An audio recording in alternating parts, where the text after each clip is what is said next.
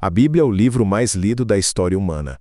Mais de 5 bilhões de cópias vendidas, traduzido para 3.000 idiomas. E mesmo assim, a maioria das pessoas nunca parou para ler as histórias que estão lá dentro do jeito que elas realmente aconteceram, sem o filtro do sermão de domingo, sem a versão resumida da escola dominical, sem cortar as partes difíceis, as partes que fazem você questionar tudo o que acreditava. Porque quando você lê essas histórias do jeito completo, percebe que não são histórias sobre santos perfeitos. São histórias sobre pessoas que erraram feio, sofreram demais e mesmo assim foram usadas por Deus para mudar o curso da história. Hoje você vai conhecer uma história que a maioria dos pregadores prefere não contar. A história de 2 homens que eram filhos do maior sacerdote de Israel. Homens que tiveram tudo: privilégio, poder, acesso direto a Deus, e em um único momento tudo terminou em chamas. Se você tem alguns minutos, essa história vai valer cada segundo, porque ela não é sobre morte, é sobre justiça, sobre o que significa estar perto de Deus, e ainda assim se perder. Nos próximos minutos você vai entender por que Deus fez o que fez. Não como resposta fácil, como verdade complicada. E talvez, só talvez, veja sua própria vida sob uma luz completamente diferente. Tudo começou 40 dias antes, no deserto do Sinai. Moisés tinha subido a montanha para receber os mandamentos de Deus. 40 dias. 40 noites. Subiu sozinho. O povo embaixo, esperando. Sem saber se ele voltava. Sem saber se Deus era real. Sem saber se aquela voz que havia prometido libertação não era apenas a imaginação de um homem desesperado. E então, depois de 40 dias, Moisés desceu. Mas ele não desceu sozinho. Desceu com algo que mudaria tudo. As tábuas da lei. Os 10 mandamentos. Esculpidos na própria pedra pelo dedo de Deus. Moisés esperava encontrar o povo em oração, em adoração, em reverência. O que ele encontrou foi o caos. Eles tinham feito um bezerro de ouro. Uma imagem. Um ídolo. E estavam adorando.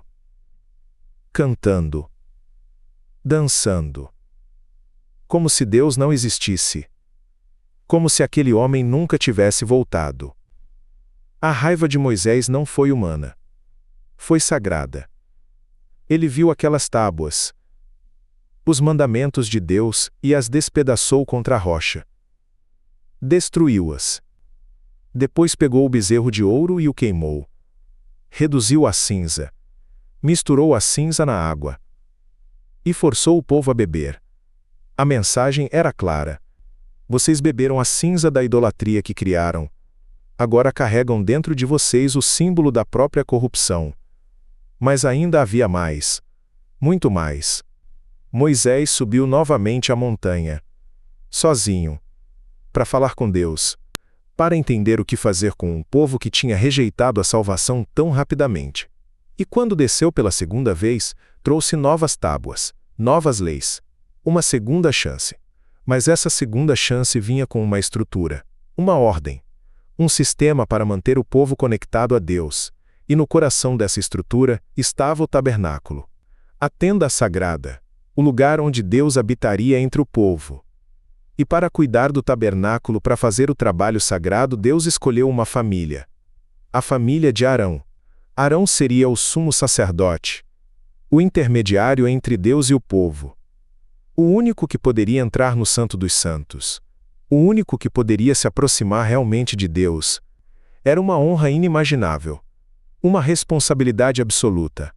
Estar entre Deus e os homens. Ser o ponte. Ser o intermediário do próprio Criador. Arão tinha 4 filhos. Nadab, Abiú, Eleazar e Itamar. Todos criados na sombra desse privilégio sagrado.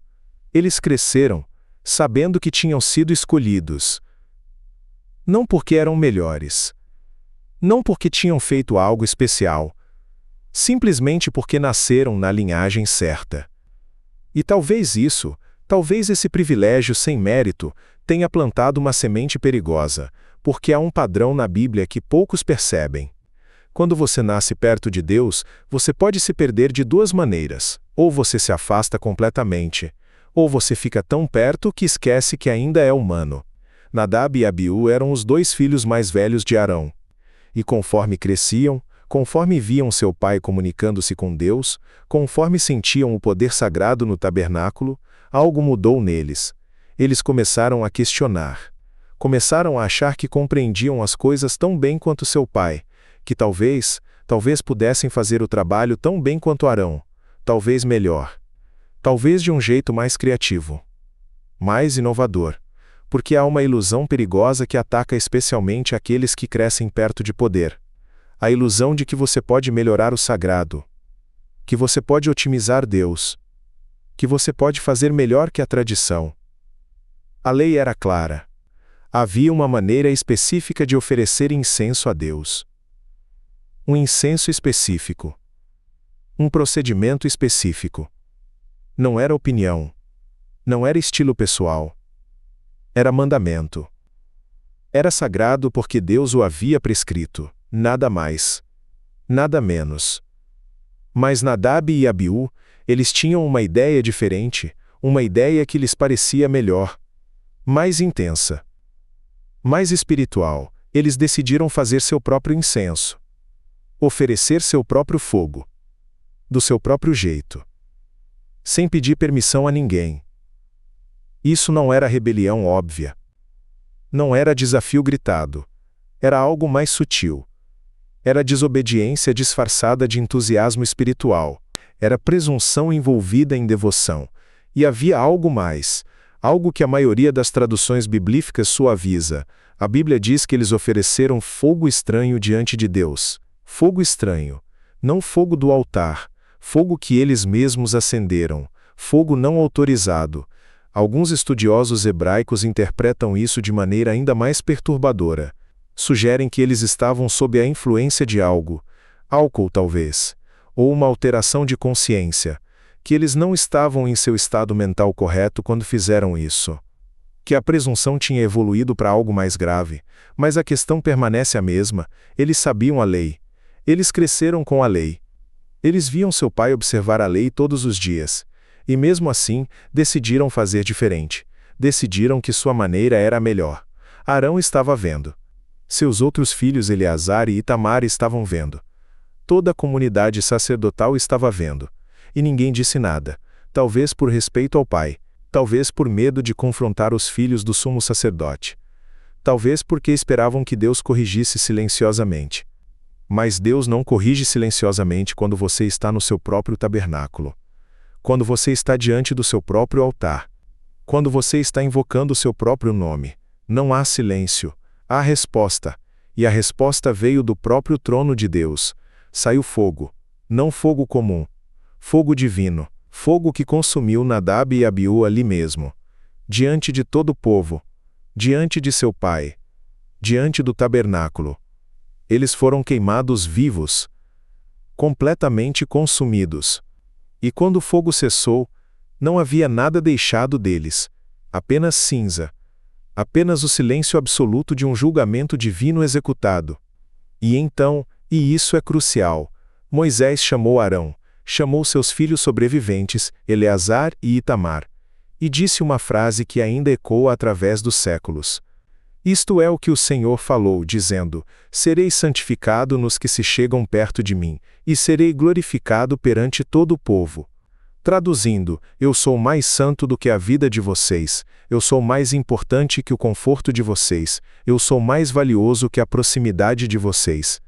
Se vocês vão estar perto de mim, vão estar inteiramente inteiros comigo. Ou não vão estar de todo, mas aqui está o que ninguém conta, o que pregadores suavizam, o que escolas dominicais omitem. Arão não reclamou, não se rebelou, não questionou. A Bíblia diz que Arão ficou em silêncio. Ele perdeu seus 2 filhos mais velhos em um instante. Perdeu-os para a justiça de Deus. Perdeu-os porque eles escolheram presunção sobre obediência. E a resposta dele foi: silêncio. Esse silêncio é mais profundo que qualquer grito. É a resposta de um homem que compreendeu algo fundamental. Que compreendeu que você não pode negociar com a santidade de Deus, que você não pode questionar o caráter de Deus, que você não pode melhorar o que Deus já estabeleceu. Mas há mais, porque logo após a morte de Nadab e Abiú, Moisés deu uma instrução que parece brutal.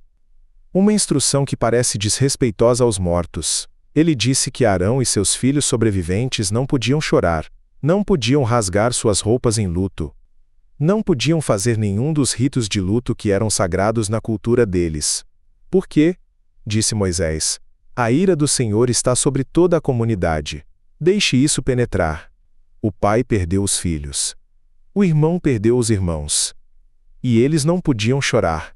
Não podiam lamentar. Tinham que continuar com o trabalho sacerdotal. Tinham que manter o tabernáculo funcionando. Tinham que manter a comunidade unida. Porque havia uma lição maior em jogo. Uma lição que Deus estava ensinando não apenas a Arão, mas a toda a nação. A lição era: Deus é santo. Não é bom apenas no sentido que você entende. Não é amoroso apenas na maneira que você espera. Deus é santo, o que significa que Deus é completamente outro. Completamente diferente. Completamente separado da humanidade em sua pureza. E quando você se aproxima dele, verdadeiramente se aproxima, você tem que vir inteiro, sem presunção, sem inovação, sem criatividade pessoal. Você vem como você é. Mas você deixa para trás quem você pensava que era. E essa é uma morte de um tipo diferente. Uma morte que Nadab e Abiú não estavam dispostos a morrer. Porque aqui está o paradoxo que ninguém quer ouvir. Nadab e Abiú estavam fazendo isso com sinceridade. Não eram hipócritas óbvios. Não estavam roubando ou enganando. Estavam tentando honrar a Deus do seu próprio jeito. Mas sinceridade não é suficiente. Intenção não é suficiente. Entusiasmo espiritual não é suficiente. Porque você não está adorando a um Deus que você inventou. Você está adorando ao Deus que existe. E esse Deus já definiu como quer ser abordado. A maioria das pessoas hoje em dia rejeita essa ideia. A ideia de que há uma maneira correta. A ideia de que você não pode negociar com a santidade. A ideia de que sua verdade não é tão válida quanto a verdade de Deus. Nós vivemos em uma época em que ser criativo é considerado virtuoso. Em que questionar a tradição é visto como progresso. Em que inovação pessoal é celebrada acima de tudo. E em muitos contextos isso é certo. Mas não quando você se aproxima de Deus. Porque Deus não precisa de sua criatividade. Deus precisa de sua obediência. Deus não quer sua inovação. Deus quer sua inteireza, sua submissão, sua morte voluntária ao próprio ego. E talvez isso seja o que mais assusta as pessoas hoje. Não é a morte de Nadab e Abiú. É o silêncio de Arão depois. É saber que havia um homem que perdeu tudo, seus filhos, seu direito de chorar, sua estabilidade emocional, e ainda assim escolheu estar inteiro com Deus. Porque isso é o que significa estar verdadeiramente perto de Deus. Não é segurança. Não é conforto. Não é sucesso ou aprovação social. É estar disposto a perder tudo, absolutamente tudo, e ainda estar em paz. Agora, você pode olhar para essa história de várias maneiras. Você pode vê-la como injusta, como um Deus cruel que mata jovens para fazer um ponto, como uma história de um passado primitivo que não se aplica hoje. Mas há outra maneira de vê-la, como a história de um Deus que ama você o suficiente para não deixá-lo viver em ilusão, para não deixá-lo imaginar que você pode negociar com o sagrado, para não deixá-lo gastar sua vida construindo um relacionamento falso comigo, porque a pior coisa que Deus poderia fazer seria deixar você continuar em erro, deixar você continuar em presunção, deixar você continuar imaginando que está perto de Deus quando na verdade você está sozinho. A morte de Nadab e Abiú não foi crueldade, foi misericórdia. Foi uma palavra que Deus disse ao mundo: eu sou santo, eu sou diferente, eu sou digno de reverência absoluta. E se você quer estar comigo, você vem do meu jeito. Nós vivemos em um tempo em que todos querem estar perto de Deus, mas ninguém quer mudar. Todos querem os benefícios da fé, mas ninguém quer a morte que a fé exige. Todos querem a bênção, mas ninguém quer a submissão. Mas Deus não mudou. Deus não é menos santo hoje do que era quando queimou Nadab e Abiú. Deus não é mais tolerante com presunção. Deus não aceita inovação pessoal em lugar de obediência. O que mudou é que agora você não tem que ser sacerdote para estar perto de Deus. A barreira entre você e o sagrado foi removida. O véu do templo foi rasgado. Você pode vir diretamente. Você pode falar diretamente. Você pode se aproximar diretamente. Mas, e isso é crítico, a santidade que você se aproxima não mudou. Você ainda vem inteiro ou não vem. Você ainda vem em obediência ou não vem em absoluto. Você ainda tem que morrer ao seu próprio jeito para viver do jeito dele. Talvez você esteja aqui hoje e nunca pensou nessas coisas. Talvez você esteja andando em seu próprio caminho espiritual, criando sua própria verdade, inovando sua própria fé. Talvez você esteja fazendo exatamente o que Nadab e Abiú fizeram. E a questão não é se você vai sofrer consequências. Talvez você sofra, talvez não. Deus não opera em padrão previsível. Mas a questão é se você vai morrer antes de ter que ser morto. Se você vai escolher a morte voluntária do ego. Se você vai escolher a submissão consciente. Se você vai escolher ouvir a voz de Deus e seguir, não seu próprio entendimento, não sua própria criatividade, não sua própria verdade, mas a dele. Porque Arão compreendeu algo naquele silêncio. Compreendeu que perder filhos era menos doloroso que perder Deus. Que sofrer a morte de seus filhos era menos destrutivo que sofrer a morte de sua relação com o Criador. E essa é a verdade que transforma. Quando você entende que estar inteiro com Deus é mais importante que qualquer outra coisa. Que a obediência a Ele vale mais que a aprovação de todos. Que sua morte é seu ressurgimento. Então você para de lutar, para de inovar, para de questionar, para de pensar que você sabe melhor. E você apenas vem. Como você é, deixando para trás quem você pensava que era, oferecendo-se inteiro, e descobrindo que isso, apenas isso, é suficiente. Nos bastidores do tabernáculo, enquanto Arão permanecia em silêncio absoluto, os sacerdotes mais velhos observavam. Eles conheciam cada detalhe dos rituais. Conheciam cada palavra que deveria ser dita em lamento. Mas nenhum deles se movia, porque compreendiam que o silêncio de Arão não era falha. Era obediência. E qualquer palavra dita para confortá-lo seria uma intrusão naquele espaço sagrado onde apenas Deus podia falar. Do lado de fora, a multidão que havia visto o fogo descer começava a sussurrar. Boatos. Especulações. Alguns diziam que Nadab e Abiú tinham feito algo errado. Outros defendiam que eram inocentes. Ninguém sabia a verdade real. Uma mulher segura a mão de seu filho pequeno apontando para o tabernáculo. Por quê? Pergunta a criança. A mãe não tem resposta. Apenas aperta a mão dele mais forte. Porque a verdade é, ninguém explica bem a morte de crianças, nem mesmo quando a morte vem de Deus. Especialmente quando vem de Deus. Em outro lugar do acampamento, a mãe de Nadab e Abiú, Eliseba, esposa de Arão, estava sendo preparada para o luto tradicional. Mulheres ao seu redor rasgavam suas vestes. Cobriam suas cabeças com cinzas. Mas Eliseba não chorava. Seus olhos estavam secos. Como se algo dentro dela também tivesse sido queimado junto com seus filhos. Uma das mulheres sussurra para a outra. Ela deveria estar gritando. A outra mulher responde baixo. Talvez ela esteja. Apenas não com a voz. Enquanto isso, dentro do tabernáculo, Arão permanecia onde havia caído. Seus filhos foram levados. Seus corpos foram removidos. Mas o lugar onde eles estiveram ainda parecia quente. Moisés entrou. Seu irmão estava lá, e Moisés não sabia o que dizer. Como você fala com alguém cujos filhos foram incinerados pela mão de Deus? Moisés sentou-se ao lado de Arão. Não disse nada. Apenas sentou. E os dois irmãos permaneceram juntos no silêncio, dividindo o peso de algo que nenhum deles podia explicar. Horas passaram. O sol se moveu no céu. O acampamento continuou sua vida ao redor deles, mas dentro do tabernáculo o tempo parecia ter parado.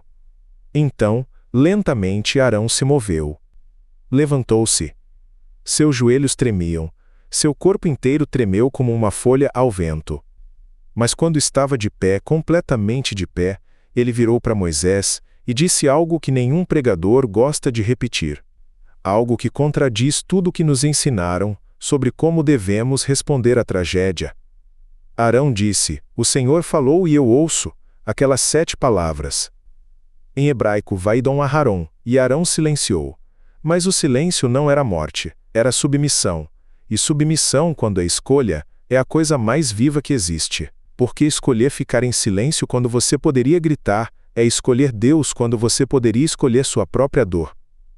E Moisés compreendeu naquele momento. Compreendeu que seu irmão havia feito algo que a maioria dos homens nunca conseguiria fazer. Havia morrido antes de ser morto. Arão saiu do tabernáculo. E quando saiu, o acampamento inteiro viu. Viram que ele não estava destruído. Viram que ele estava inteiro. Sua roupa ainda era a mesma.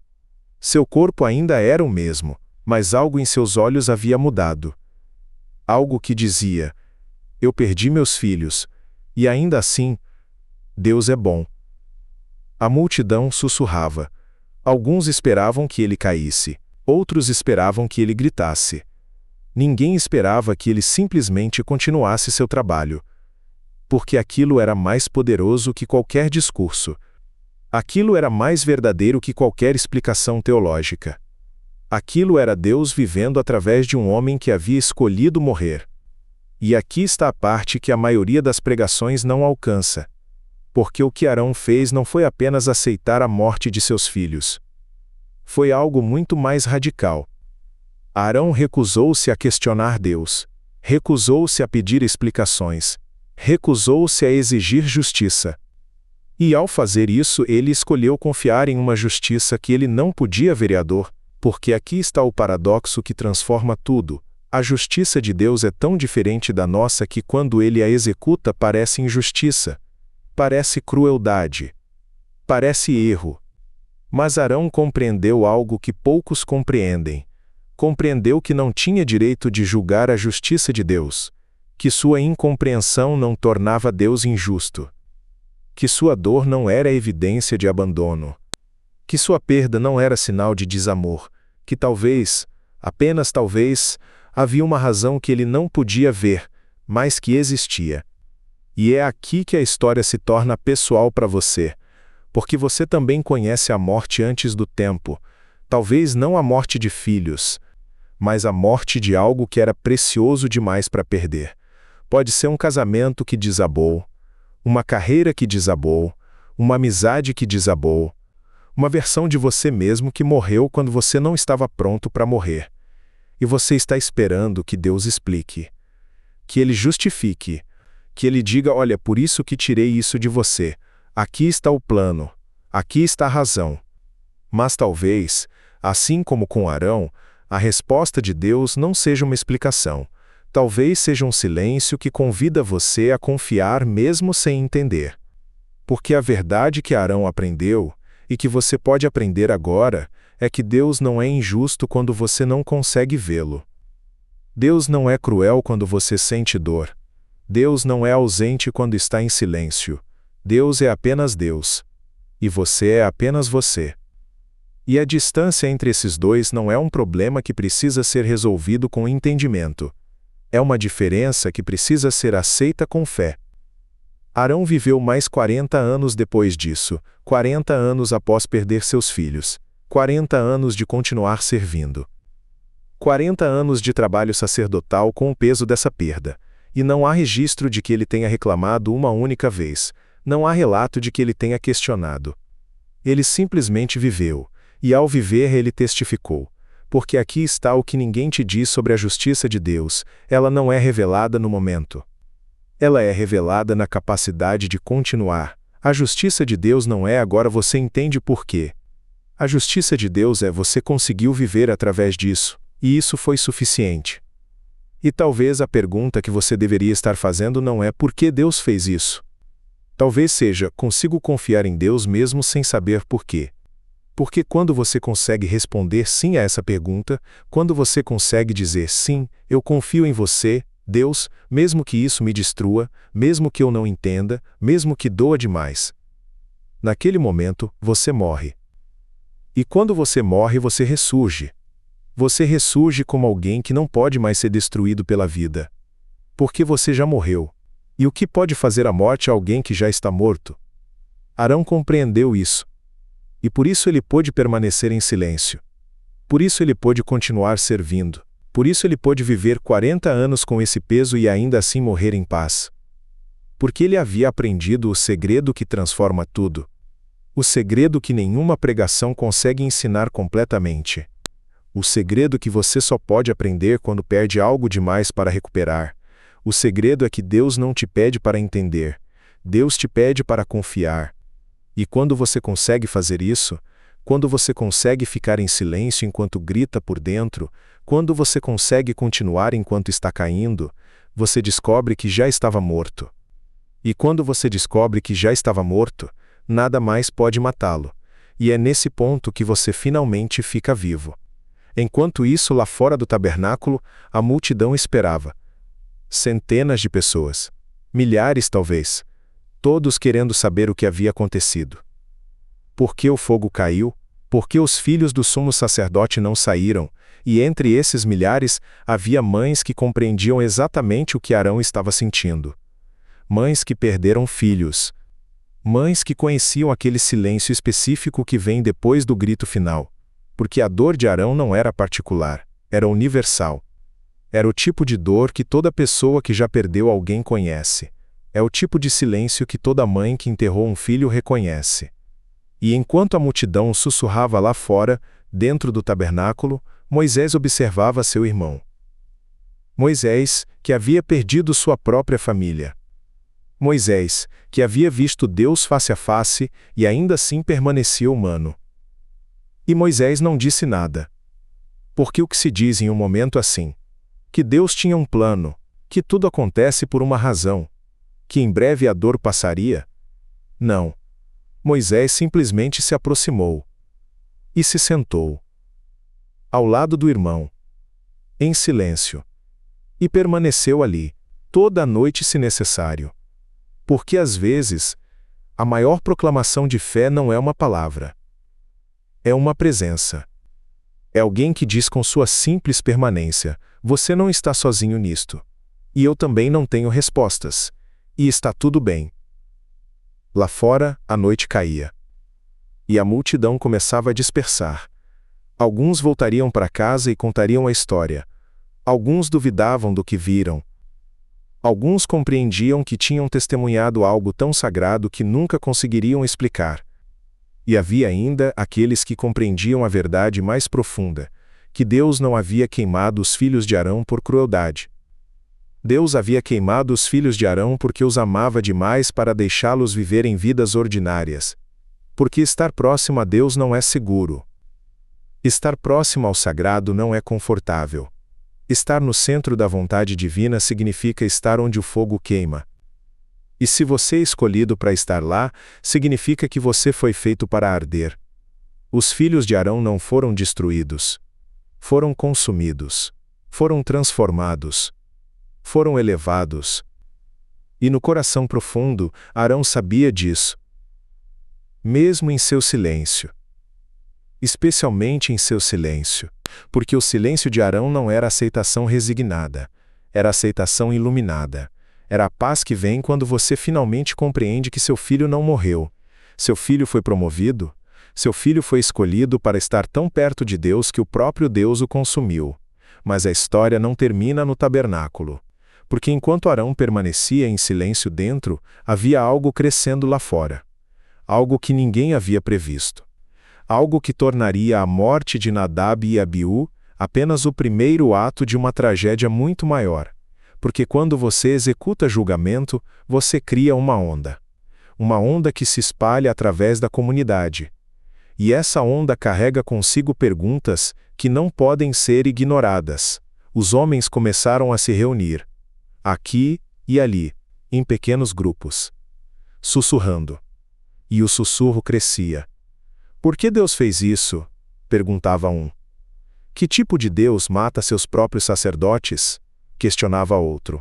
Se Nadab e Abiú mereciam morrer, então mereço morrer também. Porque eu também desobedeci. Todos nós desobedecemos. A ideia propagava como chama em palha seca. E então algo ainda mais perigoso começou. Começou a culpa compartilhada. Começou a raiva coletiva. Moisés nos trouxe aqui para morrer, alguém gritou. Moisés nos entregou a um Deus que nos mata. A ironia era devastadora. Moisés havia passado 40 anos libertando Israel. 40 anos de milagres. 40 anos de providência divina. E em um único dia, tudo era esquecido. Porque essa é a natureza humana. Nós adoramos quando tudo vai bem. E culpamos quando tudo desaba. Nós louvamos quando recebemos. E reclamamos quando perdemos. E no coração dessa tempestade crescente, havia uma questão que ninguém conseguia responder. Uma questão que aterrorizava os líderes espirituais. Se Deus faria isso com seus próprios sacerdotes, o que faria com o resto do povo? Porque não havia mais garantia de segurança. Não havia mais certeza de proteção. Havia apenas a sombra de um Deus que havia se mostrado completamente diferente do que esperavam. E então, como se respondendo ao pânico coletivo, Eleazar e Itamar saíram do tabernáculo, os dois filhos sobreviventes de Arão. E sua aparência causou um impacto ainda maior. Porque eles estavam ali. Eles viram tudo. E se alguém podia explicar, era eles. Mas Eleazar não deu explicação. Eleazar simplesmente olhou para a multidão. E o que ele disse mudou tudo. O fogo que caiu do céu não era a punição, disse Eleazar, era a resposta. Meu irmão desobedeceu. E Deus respondeu. Exatamente como havia dito que faria. Meu irmão conhecia a lei. Meu irmão escolheu diferente. E Deus cumpriu sua palavra. Isso não é crueldade. Isso é integridade. A multidão começou a murmurar. Alguns concordavam. Outros ainda resistiam. Mas havia algo em Eleazar que era inegável. Havia algo que dizia, eu perdi meu irmão. E ainda assim Deus é justo. E então Itamar falou. O irmão mais jovem. E sua voz era ainda mais clara. Vocês estão questionando Deus por ser Deus, disse Itamar. Vocês queriam um Deus que fosse como vocês. Um Deus que pensasse como vocês. Um Deus que fizesse o que vocês esperassem. Mas vocês não conseguem ter um Deus assim. Porque um Deus que pensa como vocês não é Deus. É apenas você com mais poder. Algo mudou naquele momento. Algo na multidão começou a se deslocar. Começou a reconhecer uma verdade que não queriam ouvir, mas que sabiam ser verdadeira. Porque Itamar havia dito algo que a maioria das pessoas passa a vida inteira evitando. Havia dito que você não pode ter um Deus que se encaixa em suas expectativas. Se ele se encaixa, ele não é Deus. Mas a paz não veio imediatamente. Porque a multidão havia tocado em algo mais profundo. Havia tocado em uma ferida que não conseguiria sarar rapidamente. Porque havia ainda a questão do que fazer, como continuar. Como manter a comunidade unida quando aquela que deveria ser a mais sagrada havia se tornado a mais perigosa. E havia uma questão ainda mais urgente. Uma questão que ninguém conseguia evitar. Se ele continuasse como sumo sacerdote, a comunidade poderia nunca confiar novamente. Porque cada vez que o visse, veriam a morte de seus filhos. Cada sacrifício que oferecesse seria sombra por aquele julgamento. Mas se ele renunciasse, significaria que o julgamento de Deus havia destruído não apenas 2 homens, mas a estrutura inteira da fé do povo. Arão estava preso. Preso entre seu próprio sofrimento e a necessidade do povo. Preso entre sua dor privada e seu dever público. E então Moisés entrou novamente. Seu irmão ainda estava lá, ainda em silêncio. Ainda carregando tudo. Você precisa continuar, disse Moisés. Não era pergunta, era afirmação de necessidade absoluta. E Arão compreendeu. Compreendeu que sua morte privada tinha que continuar sendo morte privada, que seu silêncio tinha que se tornar em trabalho, que sua dor tinha que se transformar em ministério. E aqui está o detalhe que ninguém menciona, aqui está a parte que torna essa história verdadeiramente devastadora. Arão não apenas continuou. Arão continuou com Eleazar e Itamar. Com seus 2 filhos sobreviventes. Os mesmos filhos que haviam visto seus irmãos serem consumidos. Eleazar e Itamar tiveram que aprender a viver com a morte de seus irmãos. Tiveram que aprender a viver sabendo que cada movimento errado poderia trazer o mesmo fogo, porque aquele fogo havia criado um novo tipo de pressão. Uma pressão que não era apenas espiritual, mas psicológica.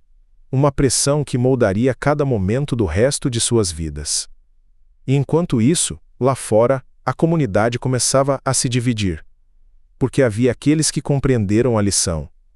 E havia aqueles que não conseguiam. Eleazar tem razão, dizia um grupo. Deus é justo, nós devemos ser mais cuidadosos. Moisés é um tirano, dizia outro grupo. Ele nos entregou a um Deus que nos mata. Nós deveríamos ter ficado no Egito, e essa segunda voz era perigosa, porque ela oferecia algo que a verdade não oferecia. Oferecia culpa. Oferecia alguém para culpar. Oferecia explicação simples para coisa complexa. E murmúrio se transformou em rebelião, porque murmúrio sempre faz isso quando ninguém o interrompe. Havia um homem. Seu nome era Coré. E Coré era um levita. Levita significava que ele não era sacerdote como Arão, mas tinha responsabilidades sagradas. Ele era importante. Mas não era importante o suficiente. E Coré havia estado ouvindo os murmúrios, havia estado alimentando-se deles, havia estado transformando-os em algo que poderia usar. Por que Arão é o único? Perguntava Coré. Por que apenas a família dele pode estar próxima a Deus? Todos nós somos levitas. Todos nós somos santos. E havia lógica em suas palavras. Havia verdade, todos eram levitas. Todos eram santos. Todos tinham sido escolhidos. Então por que apenas um homem poderia ser sumo sacerdote? Mas havia uma diferença que Coré não mencionava. Arão não havia escolhido ser sumo sacerdote. Deus havia escolhido Arão. E essa diferença era tudo. Porque se Arão fosse apenas um homem que tomou o cargo, então Coré teria razão. Mas se Arão foi escolhido por Deus, então questionar Arão era questionar Deus. Mas Coré não parou. Coré continuou, e enquanto continuava começou a reunir outros, não apenas levitas, mas homens ambiciosos, homens que também queriam mais. Homens que viam em Coré uma oportunidade, e entre seus recrutadores estava Datã e Abirão, dois irmãos que tinham suas próprias razões para estarem satisfeitos. Datã e Abirão não queriam ser sacerdotes, queriam justiça. Queriam que Moisés explicasse por que havia perdido seus filhos na morte de Nadab e Abiú. Por que aquele fogo havia atingido mais que apenas Nadab e Abiú?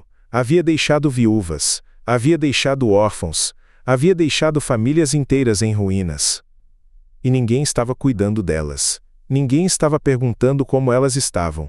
Ninguém estava oferecendo compensação ou conforto. Havia apenas o silêncio de Arão. Então quando Coré apareceu e ofereceu simpatia, ofereceu voz, ofereceu significado à sua dor, eles o ouviram. Moisés fez isso, disse Coré. Moisés trouxe esse Deus para nós, Moisés é responsável por todos esses corpos. E aqui estava o gênio da sedução de Coré. Ele não estava pedindo às pessoas para fazer algo errado. Ele estava pedindo às pessoas para buscar justiça por algo que era genuinamente injusto. Mas havia um problema. Havia um problema fundamental com o plano de Coré. Um problema que Moisés veria imediatamente. Coré não estava questionando apenas Arão. Coré estava questionando toda a estrutura que Deus havia estabelecido. Coré estava questionando a própria autoridade de Moisés. E quando você questiona a autoridade de liderança estabelecida por Deus, você não está sendo progressista. Você não está sendo crítico ou questionador. Você está cometendo o mesmo erro que Nadab e Abiú cometeram. Você está colocando sua vontade acima da estrutura que Deus estabeleceu. E Deus aparentemente leva isso muito a sério. Moisés convocou Coré. Pediu uma reunião. E quando Coré chegou, Moisés disse algo que mudaria tudo. Você quer provar que Arão é escolhido por Deus? Perguntou Moisés. Então vamos fazer um teste. Você, Coré e seus homens, tragam incensários. Amanhã à noite todos nós apresentaremos incenso diante de Deus. E Deus escolherá quem é santo. E aqui havia um brilho de esperança em Coré. Um brilho perigoso. Porque Coré acreditava que poderia ganhar. Coré acreditava que era santo o suficiente. Coré acreditava em si mesmo. Muito bem, disse Coré. Nós aceitamos seu teste. Amanhã Deus mostrará a verdade. E assim, a noite caiu. E toda a comunidade sabia o que estava acontecendo. Toda a comunidade sabia que amanhã Deus decidiria. Amanhã, alguém morreria. Porque em uma comunidade onde Deus mata sacerdotes por incenso errado, um teste de autoridade não é abstrato. É mortal. É literal. É final. E enquanto a comunidade esperava, havia algo acontecendo dentro do tabernáculo que ninguém sabia. Algo que tornaria o teste ainda mais dramático. Arão estava orando. Orando por Coré. Orando para que Coré não cometesse o mesmo erro que seus filhos cometeram.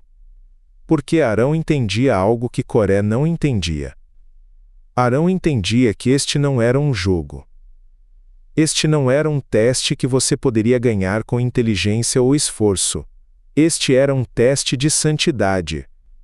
E santidade não é algo que você possui. É algo que você recebe. Pela manhã a comunidade se reuniu. Todos estavam lá. Todos queriam vereador. Todos queriam saber quem Deus escolheria. Coré e seus homens chegaram, cada um carregando um incensário.